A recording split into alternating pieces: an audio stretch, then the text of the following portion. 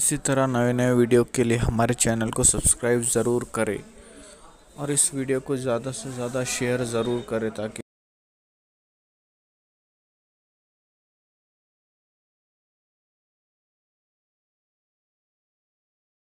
अब्बा खिलौना लेकर आना भूल गया तो कहते बेटा सॉरी सॉरी बेटा नहीं ला सका, भूल गया ना, कल लाएंगे।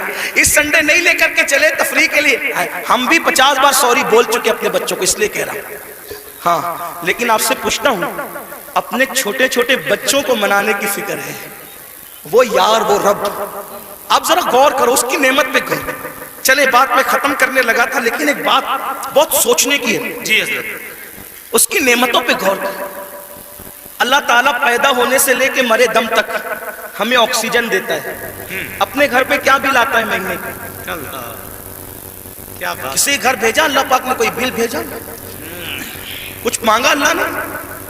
अगर 8 घंटे डॉक्टर ऑक्सीजन लगाए ना तो इतना लंबा बिल आता है कि इंसान सोचने लगता है कि मैं कहां चला गया था। यही है ना जी? डॉक्टर ने 8 घंटे की ऑक्सीजन दी तो हजारों वसूल कर लिया, है ना? अल्लाह ताला ने पूरी जिंदगी ऑक्सीजन हमें फ्री में। कुछ मांगा? बोलो कुछ मांगा अल्लाह ने? मुझे बताओ तो सही, कुछ मांगा? अल्लाह ने कुछ नहीं।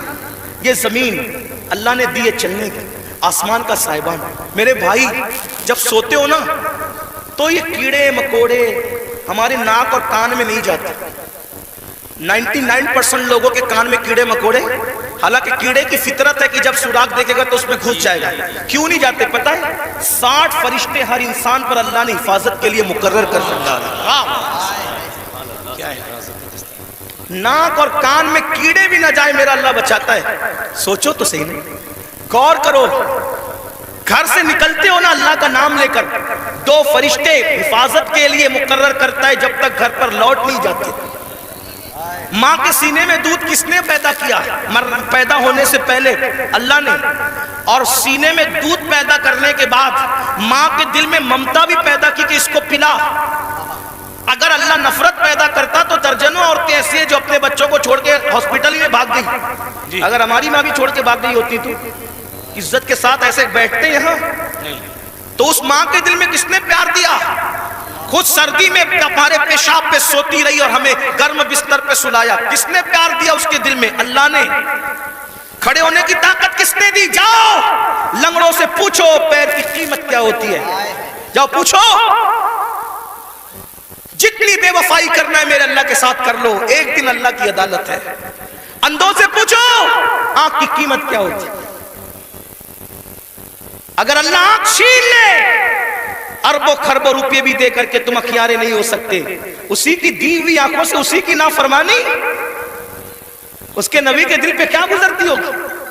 सोचो तो सही। जाकर के पूछो जबान की कीमत क्या होती है, जिसको आवाज नहीं निकलती, जिसको मुंह नहीं है। इतनी सारी नेमतें लेकर बैठे हो, फिर उससे बेवफाई।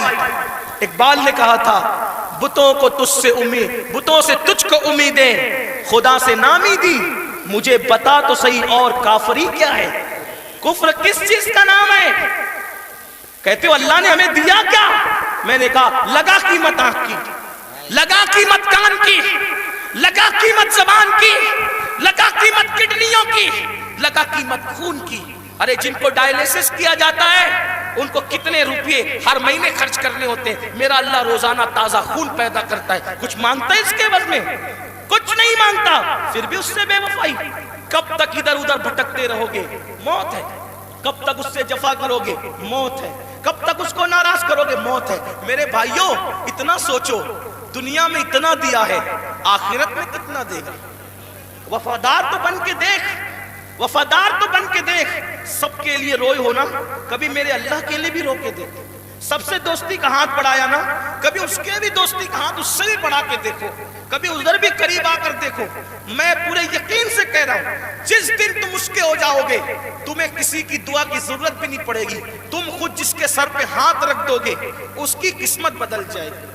जिसके घर में तुम जाके बैठ जाओगे बरकतों का नुज़ूल होगा। उसके होके तो देखो, आसान है उसका बनना।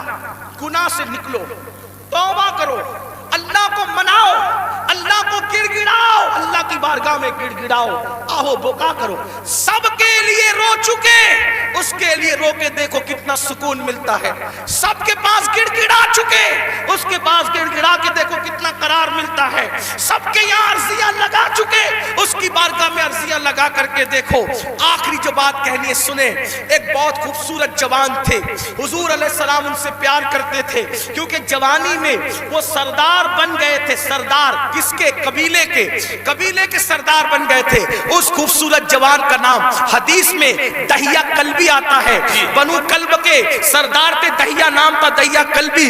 حضور کی تمنا تھی یہ جوان سدھر جائے، یہ جوان، حضور جوانوں سے بہت پیار کرتے تھے اور جوانوں کے سدھرنے پہ حضور کو بڑی خوشی ہوتی تھی، اور حضور علیہ السلام جن جوانوں کے پیچھے قوم ہوتی تھی ان جوانوں کے لیے بہت دعائیں بھی کرتے تھے، اس لیے کہ جوان جوان ہوتا ہے۔ حضور کی خاص توجہ جوانوں کی طرف تھی۔ دیکھو حضور علیہ السلام کے صحابہ حضور کے پردہ فرمانے کے تقریباً آدھی صدی تک کے لوگوں کی رہنمائی کرتے رہے، بلکہ پونا صدی تک، تو جو لوگ سب جوان تھے تبھی تو نا۔ سعد ابن ابی وقاص اس وقت جنگ میں شریک ہوئے جب ان کے چہرے پہ داڑھی بھی نہیں نکلی تھی۔ مولا علی 9 سال یا 8 سال کی عمر کے تھے جب آپ نے کلمہ پڑھا۔ حضرت سیدنا فاروق اعظم 30-32 سال کے تھے جب آپ نے کلمہ پڑھا۔ حضور نے ٹارگٹ جوانوں کو کیا، اس لیے میرا بھی دلچسپی کا عنوان میری قوم کے جوان ہے۔ مجھے پتا ہے جب کوئی جوان سدھرے گا انقلاب آئے گا، بلکہ جوان سدھرے گا تو بڈھے اور بچے دونوں سدھر جائیں گے۔ کیوں؟ کیونکہ جب جوان بیٹا مسجد جائے گا، جوان بیٹا مسجد جائے گا تو بوڑھا تو شرم کے مارے مسجد آنا ہی ہے کہ وہ سدھر گیا، اب میرے پیر قبر میں لٹک رہے، میں گھر میں کیسے بیٹھوں؟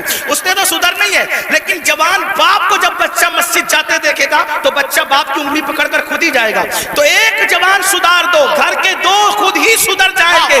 اس لیے اقبال نے بھی جوان کو ٹارگٹ کیا، کہتے نہیں تیرا نشیمن قصر سلطانی کے گنبد پر، نہیں تیرا نشیمن قصر سلطانی کے گنبد پر، تو شاہی ہے بسیرا کر پہاڑوں کی چٹانوں میں۔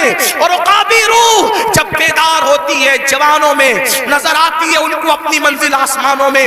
چھوڑ دو گناہ، اگر جوانی میں گناہ چھوڑ دو گے اللہ کے محبوب بن جاؤ گے، اللہ کے مقبول بن جاؤ گے۔ جوانی میں گناہ چھوڑ دو گے، توبہ کرو گے، جنت میں رسول اللہ کا پڑوس نصیب ہوگا۔ اگر جوانی میں گناہ چھوڑ دو گے اللہ بڑھاپا عزت سے بھرپور کر دے گا۔ جو لوگ جوانی میں گناہ چھوڑتے ہیں اللہ انہیں عزت والا بڑھاپا عطا کرتا ہے، وقار والا بڑھاپا عطا کرتا ہے۔ تو یاد رکھیے، اور پھر یہ سب کے سب